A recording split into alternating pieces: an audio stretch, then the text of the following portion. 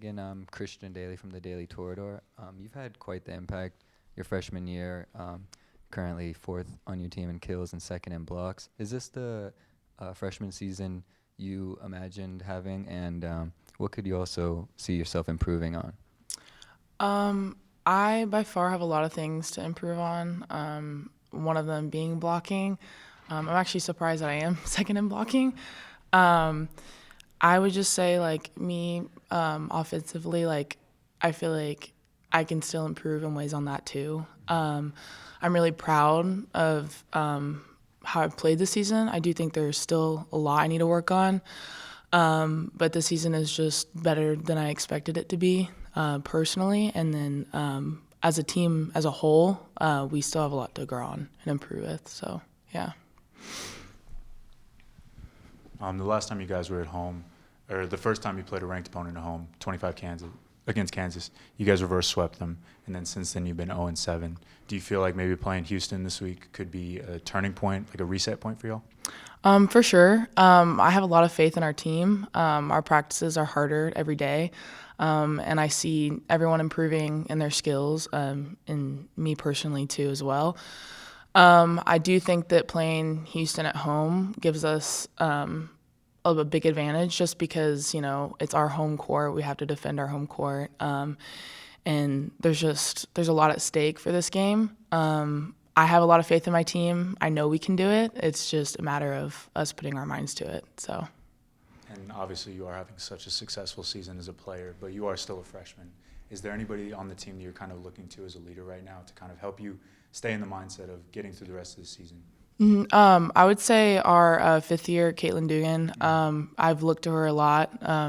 She's a really big leader on our team, has made a huge impact this season. She's pushed me in a lot of ways, in practice, on the court, has held me to a high standard, and she doesn't look at me as a freshman, which I really like. And she brings that competition in practice and on the court every single day. And I really think that makes me a better player, and all that. So I would say her.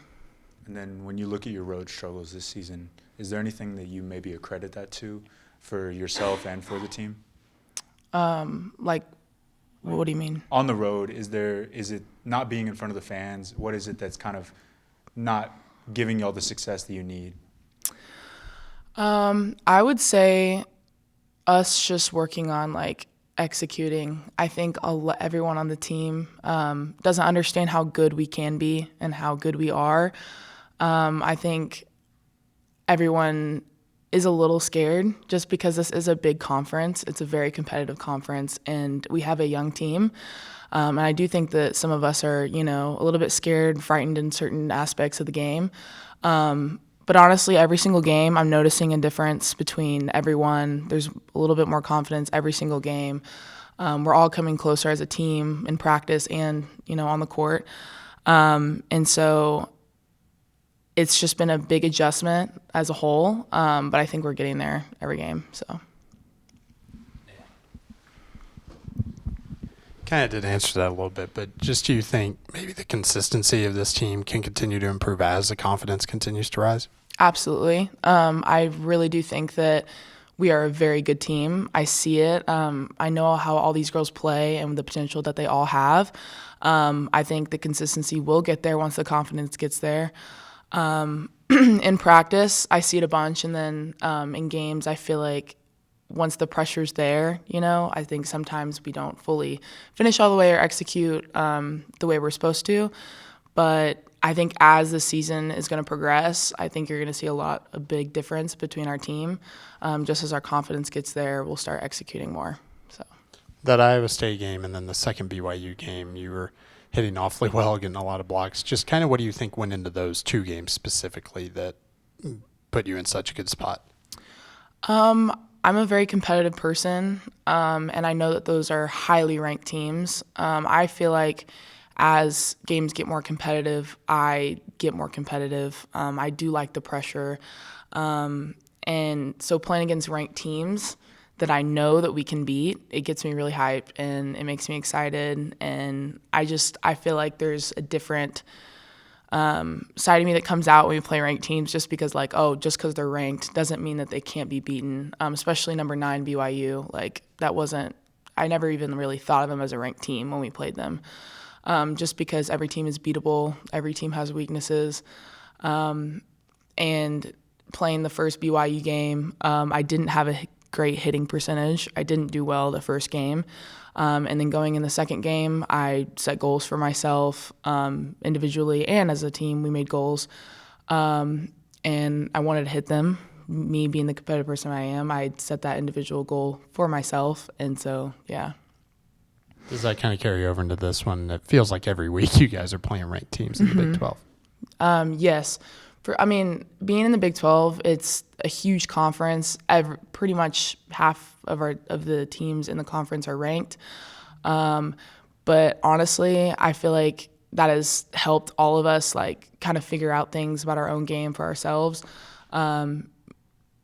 Like I said, me personally, I do like the competition. I do like playing ranked teams because they have so much to lose, and we can just go out and play our game. So. Just off the court, how has the team's chemistry been since y'all have been traveling so much? You kind of got to spend a lot of extra time with each other. All of us have really gotten close. We do have a big freshman class, so coming in, all of us were pretty nervous just because, there's really old girls or there's really young girls. But I would say the team chemistry is there. We all love each other. There's no drama on the team. It's honestly been such a fun team to play with and be with, because we can have fun on the court. We can also have fun off the court and develop those personal relationships with each other. It's been really fun to be able to have those older girls that are able to, help you improve your game. They have experience at the next level, all that. So being able to go to them and having them as a friend has been really nice to have. And then also the younger girls, it has been nerve-wracking to come into this conference just because it is so competitive, and it is just it's amazing, but it's competitive. So having them kind of there for you and you to, go back on has been really nice, just because, they're there for you and they want what's best for you, and they're competitive as well. So, yeah. Thank you. Thank you. Mm-hmm.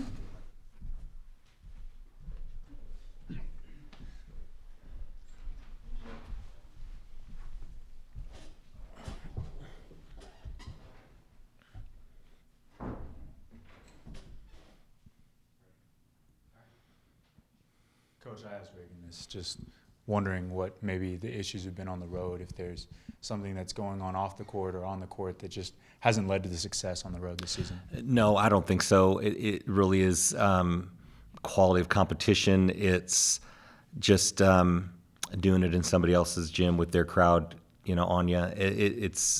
I don't think we're playing any better or worse. I thought, the last weekend, for example, we played well. I mean, we're doing a lot of things where we're going nose to nose with a top 10 on their court, and just came up a little short. But I don't think it had anything to do with us being, in a certain place. I think it's the competition we're up against and the growth that we're trying to show, and just trying to take that next step. And then there's 10 games left in the season. What are kind of your expectations for? You have 6 of them at home. Are you, hoping to win all 6 of those right here so that you can have that momentum on the road? Well, every match is, we set the same thing. There's no change in standard based on who we're playing or where we're playing. And so, yeah, we're thinking about wins wherever we can get them. And really, it's just, for us, it's, confidence is a big deal for sure. Confidence comes from playing good volleyball, in my mind. The level that we're up against, you can't just walk in there and, win because you're cocky or, because you think. You got to really have game to back it up. And this is where Reagan was just talking about the training piece and how hard we're going in practice. And from the very beginning of season, we've treated every day as a training day. And so we're more concerned about development than we are anything else, and that shows every day in the gym. So, there's certain parts of our game that just come up a little short, whether it's executing, whether it's siding out, being terminal, just holding things together when plays get a little bit wonky and are a little bit a little chaotic, and just trying to just hold it together and stay within system and everybody do their job and not have one player kind of do their own thing or you miss an assignment. And this is that experience piece, and the more that we do that, then it leads to better volleyball, and that's really what is separating us right now. It'll just be these moments where we might have 2 good touches and that third one is bad, or it's a play we should make most of the time and we just don't. And so there's things that you can look at another team and say, yeah, they're just a little bit more composed. They have that experience piece. They understand what the speed is or whatever. They read the game a little bit differently. And for us, this is where the growth is really needing to show. And the better we get at this, the wins are going to be there. This has never been a talent thing. It's just been an experience thing. And when you're up against this competition, you just get away with nothing. So anyway, I know that we're on the right track. We tell the team every day, wins are coming. We know that they are. It's when they're going to happen, they're going to happen. And there's not every part of this that we can control as coaches, but we can absolutely control our training environment and what we're talking to them about, and I feel good about all that. And then dating back a little bit to your preseason press conference, you talked about Maddie Correa very highly as a personable leader, not so much of the rah-rah, but more of a one-on-one. With the road struggles, with kind of the losing streak that's been going on, have you still seen her filling into that role, and what are you kind of hoping she can still provide to the team in these last 10 games? Yeah, Maddie hasn't changed at all. She's going to be the same every day, and her role is secure, so she doesn't sweat about that. It's but we are leaning on those older players that have been through this before, and to try to kind of guide us through some of these bigger moments, or just recognizing those points within a set where you can tell this is the moment where that set's going to be won or lost. And we were playing one of those sets against BYU, and I called a timeout really early. It was like 8-5 or something. And I'm like, this is when the set's going to be won or lost. It's not going to be at 22-20. It's going to be right now, because we're either going to stay tight or we're going to let them separate. And it's those things that you don't think about as a younger player. You think sets are won at the end of a set, and not generally. They're won or lost a lot of times in the beginning. And so players like her, she can recognize that, and she can tell when momentum is turning or when we're in a favorable matchup in a rotation, and we got to really take advantage. And so, yeah, we're leaning on her a lot. Coach Christian Daly from the Daily Torador. You spoke about being on the right track, and after the game at Iowa State, is it fair to say that, I'm sure you were picked against by a lot of people going into BYU, but did you get the response out of your team that you wanted? Because pushing them to 5 sets with opportunities to take it, but going back and forth that whole time, is that the type of response you needed, and seeing this team go on the right track and seeing like when they do fulfill that potential and chemistry together? I mean, they can take down Kansas. They could, BYU is right there, and anyone else really. Yeah, absolutely. Before you can think about winning or losing, you got to put yourself in the fight. And a lot of times teams don't, because they've already decided for themselves that it's too hard, or the team's too good or whatever. And we don't do that. And that's the part that I've been really proud of with this team, is that they've been really good about the bounce back, and they're still hearing the message every day. They're not drowning it out. They're not looking for something else, and they are leaning on each other really well. So within the locker room, I'm really happy with how it's going, and everybody wants to win, no question about it. But they also recognize where they're at. And within our staff, my personal theme for this year has been patience and grace every day. And that's been tested. I've been tested on those things, absolutely. But to see how we played against Central Florida, which was a total egg we laid, right? And then the last 3 matches, I've really been proud of our fight and giving ourselves chances to win. And, now we're just waiting for our game to catch up, and we'll be ready for it. Thank you, Coach. Kind of with losing 7 in a row, how do you make sure the team doesn't really think about that and just focuses on Houston, especially with as big of an opponent as they are? Yeah, you got to look forward. It's easy to look backward and say, yeah, we're on a bad streak, but the schedule doesn't stop, and our training doesn't stop, and our intentions don't stop, and we got to look at every match as a new opportunity, and that's what we're doing, and so.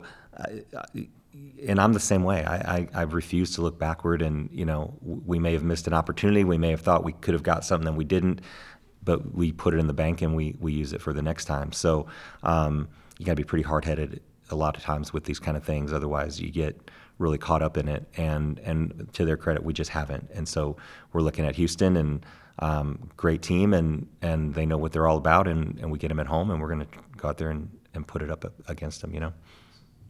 What has Reagan shown you that, I mean, we just hired her. What has Reagan shown you? I mean, that Iowa State game, the second BYU game, were just really impressive. Yeah, she's got an arm. She's terminal. She's great off one foot. Her block has gotten better throughout the season. She's extremely competitive. She's clutch. She wants the ball in big moments. She never is going to shy away from a challenge.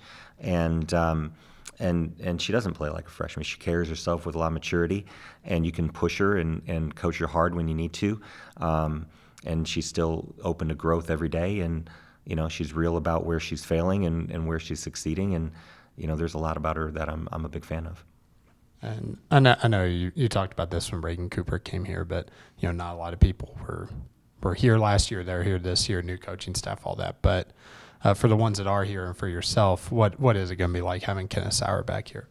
Well, pretty similar to the way it was with Reagan. You know, I'm not crazy about coaching against former players. And with her, you know, we put two great years into her, so I'm not crazy about having to coach against her just because of my personal relationship or feelings with her. But like, you know, we talked about with Kansas, there's way more to Houston than just Kenna, and so you got to be prepared for an entire team, and our game plan is going to be pretty deep. We're not just going to focus on one player. What does Houston show you that you guys are going to have to really? Really look out for? Yeah, the biggest thing with Houston, they have a clear identity. They know exactly who they are. They know exactly how they're trying to play and win. Everybody has extremely clearly defined roles, and they're tough. You know, they have a chip on their shoulder all the time, and you're never going to break their confidence. And so all the things that you would think about a winning team or a winning program or a winning athlete, yeah, they got that all day. So even when you're playing well, even when you're ahead on the scoreboard, it won't faze them at all. Anything else? Go ahead. Coach, this is a little bit off topic. I just had the chance to talk to Maddie Correa's dad this morning, Larry Correa, and we were just talking about her recruitment here and what you guys saw out of her. And one of the biggest things he harped on was that you guys saw her as a leader. You guys saw that leadership. And I just wanted to know from you, in her high school, when you were recruiting her, what did you see that made you go, this is the person that I want to be my libero? Yeah, for me, a bro is someone who makes a really positive impact even though they don't score points. And in any sport, at any position, you know, if you can have an impact without moving the scoreboard, then that's a special player. And so a bro just has that presence. They carry themselves in that way. They're the captain of the defense. They take charge back there. When things get out of system, they're in control of managing that point. And those were the things that we saw. And she played for a great club. She had high-level training. We knew all that. And we had a chance to see her against some top competition in her class. And so for us, it was a no-brainer. Thank you, Coach. Mm-hmm. All right, appreciate you guys. Yeah, thanks, Joe.